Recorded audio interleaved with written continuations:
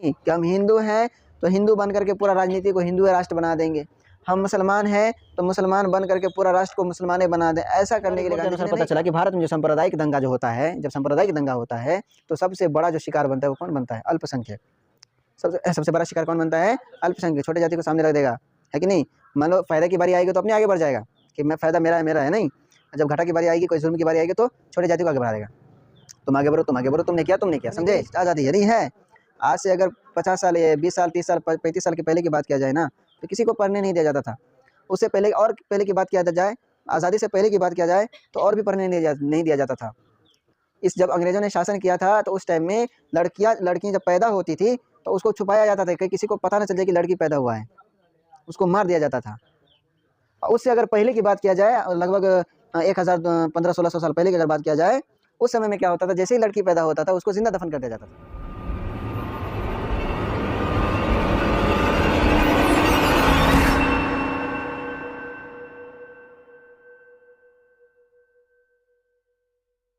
आज हम लोग पढ़ेंगे धर्म, सांप्रदायिकता और राजनीति। धर्म, सांप्रदायिकता और राजनीति। धर्म, सांप्रदायिकता और राजनीति, इसके बारे में। राजनीति के अंदर धर्म क्या है, सांप्रदायिकता क्या है, क्या होता है राजनीति, उसके बारे में आज नहीं, अलग अलग है। धर्म के बारे में आज है, सांप्रदायिकता अगले दिन, राजनीति के बारे में अगले दिन, ठीक है?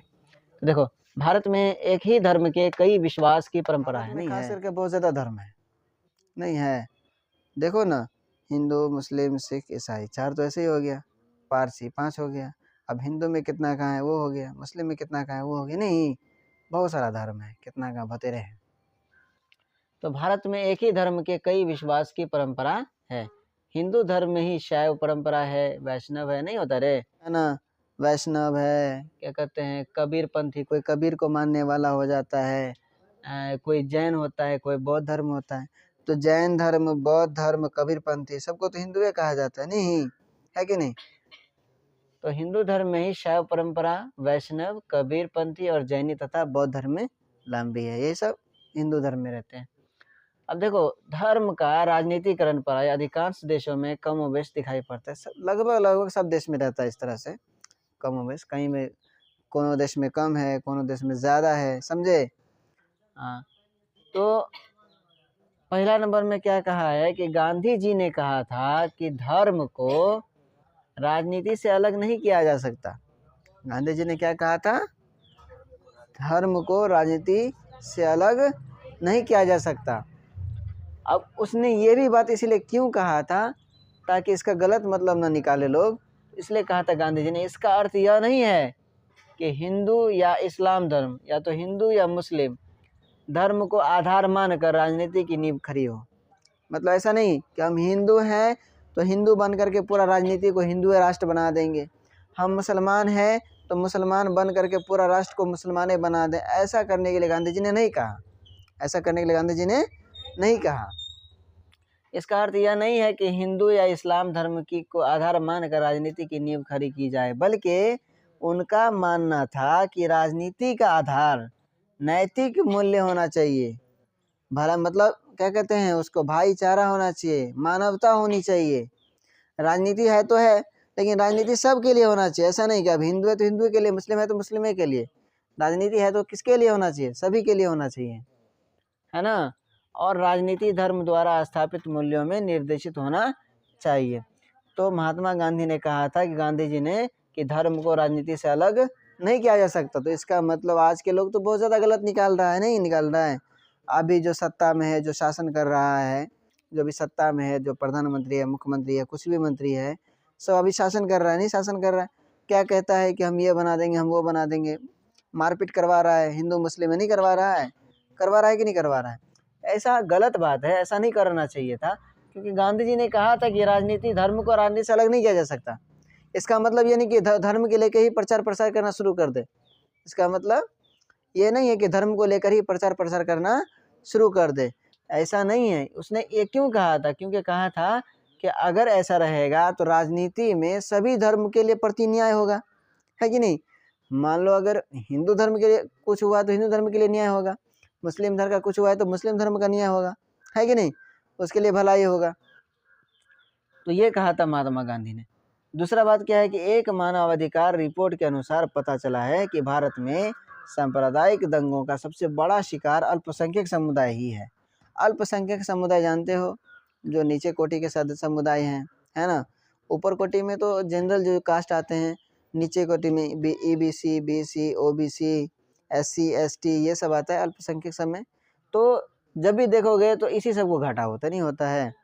अभी देखो लॉकडाउन हुआ था 2020 में, तो सबसे ज़्यादा नुकसान क्या, मतलब करोड़पति सबका हुआ लग रहा है, नहीं ना।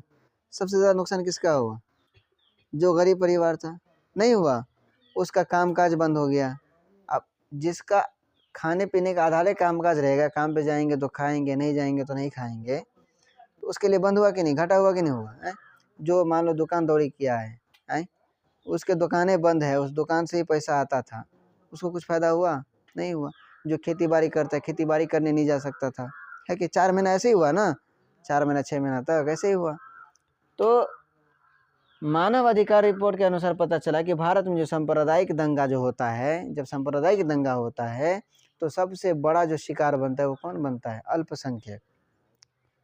सबसे बड़ा शिकार कौन बनता है, अल्पसंख्यक। छोटे जाति को सामने रख देगा, है कि नहीं। मान लो फायदा की बारी आएगी तो अपने आगे बढ़ जाएगा कि मैं फायदा मेरा है, नहीं। जब घाटा की बारी आएगी, कोई जुर्म की बारी आएगी तो छोटे जाति को आगे बढ़ा देगा, तुम आगे बढ़ो, तुम आगे बढ़ो, तुमने किया, समझे, इस तरह से।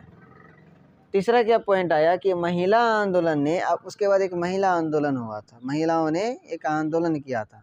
और कैसा आंदोलन किया था कि महिलाओं ने एक संदेश के माध्यम से यह स्पष्ट करने की कोशिश की कि सभी धर्मों में पारिवारिक कानून महिलाओं के साथ भेदभाव रखती हैं, अभी भी है। जो जितना पुरुष को मानता है उतना महिला को नहीं मानता है कि नहीं। इसीलिए महिलाओं ने आंदोलन किया था और आंदोलन में बात रखा था कि जो महिलाओं का हक होना चाहिए, जो महिलाओं का अधिकार होना चाहिए, वो उसके घर परिवार वाले, उसके गांव वाले उसको अधिकार नहीं दे रहे हैं। आज तो तुम लोगों को पढ़ने की भी आज़ादी है, नहीं है।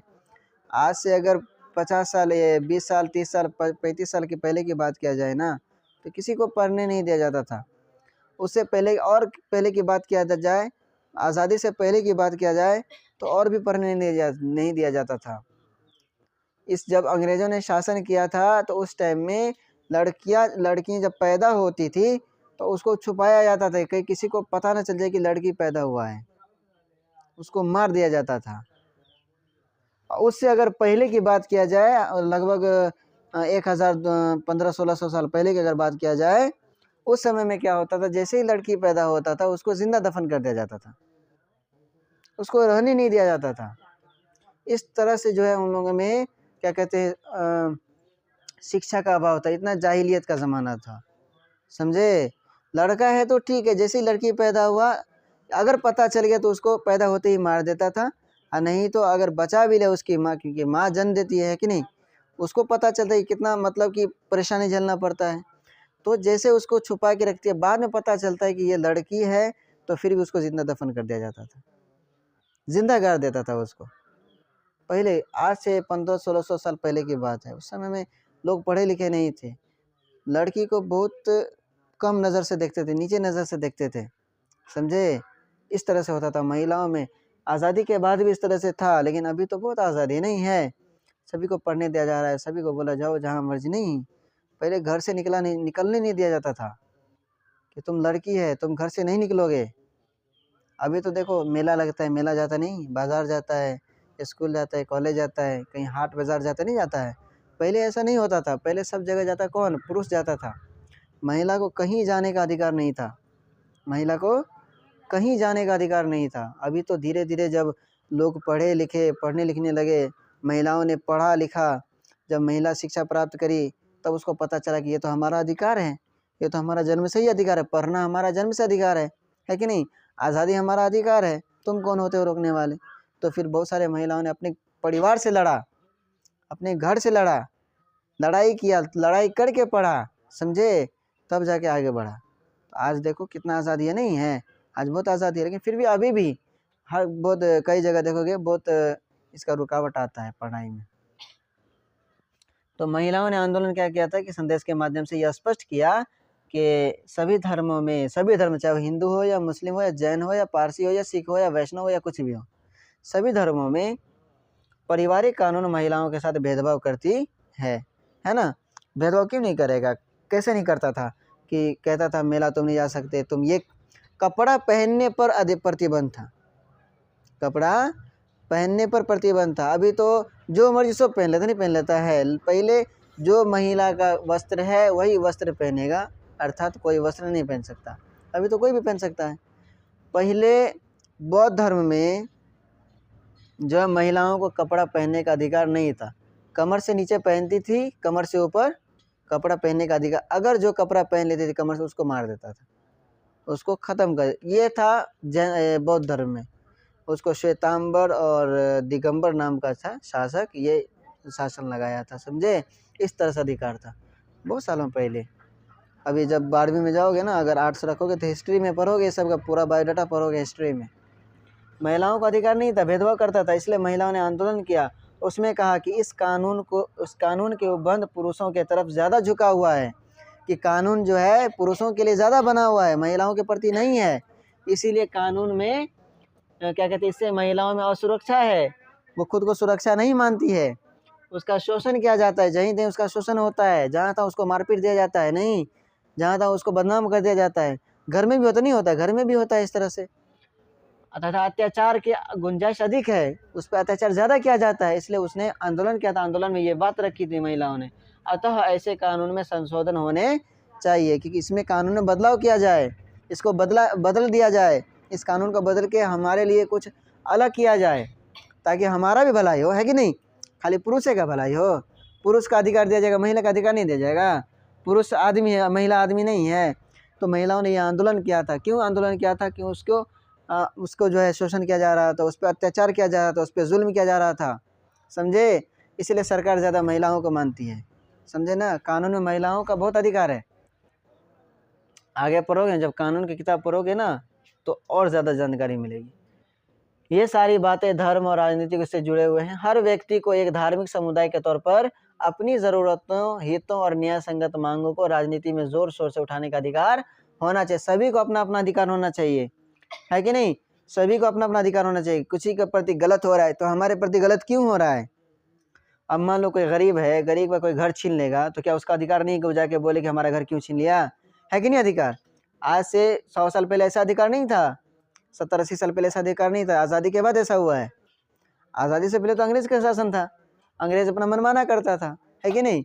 जब आज़ादी के बाद भी कानून बना तब भी इस तरह से शासन चला था, लेकिन धीरे धीरे संशोधन हुआ, कानून में बदलाव आया, कुछ गलतियां हुई तो उसको सुधारा गया, समझे। नहीं तो अभी के ज़माने में अगर कानून में ऐसा नहीं रहता तो कितना गरीब को निपटा दिया रहता, नहीं निपटा दिया रहता। अभी भी बहुत होता है, अल्पसंख्यक कितना, देखो मुसहर साहब को कितना छूट दिया है, नहीं मनमाना कुछ कर लेता, नहीं कर लेता है। जो नीचे जाति का लोग है खास करके, उसको देखो बहुत ज़्यादा छूट है, नहीं है छूट। SC ST को बहुत ज़्यादा छूट है। क्या छूट है? उसको नौकरी में भी कम नंबर लाएगा तो हो जाएगा, नौकरी में भी छूट है, कहीं भी रह सकता है, कुछ भी कर सकता है। उसको सरकार की भी नहीं सुनता है वो लोग, समझे। जब पुलिस वाला आएगा ना उसके प्रति, तो पुलिस वाला को मार के भगा देता है, उसको भी नहीं सुनता है। ऐसा उन लोगों को आज़ादी दिया हुआ है, समझे ना। तो सबका अधिकार है, अपना हक मांगने का सबका अधिकार है, ऐसा होना भी चाहिए, है कि नहीं। मान लो तुम लोगों के प्रति कभी गलत होगा तो क्या मतलब, गलत होने दोगे? नहीं ना।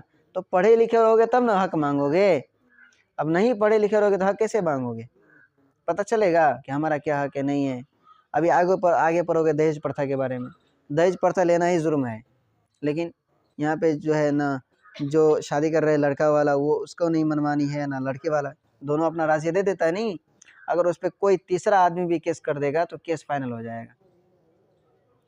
तीसरा आदमी भी केस कर देगा तो केस हो जाएगा कि ये इसे दहेज लिया है। लेकिन गवाह रहना चाहिए, सबूत रहना चाहिए। सबूत नहीं रहेगा तो कहाँ से होगा, समझे। तो ये सब अधिकार है, ये धर्म के प्रति था। महिलाओं ने एक आंदोलन किया था जिसमें अपना हक मांगा था, है कि नहीं। गांधी जी ने राजनीति में धर्म को इसलिए बनाया क्योंकि सभी धर्मों का भला हो सके, सभी धर्मों का न्याय हो सके। लेकिन अभी के ज़माने में बहुत गलत हो रहा है, सभी अपना धर्म हल्ला करता है, लेकिन ये नहीं समझता है कि धर्म रहेगा तो राजनीति रहेगा। अब राजनीति में धर्म घटा दोगे तो फिर कैसे रहेगा, है कि नहीं। चलो समझ आ गया ना ये।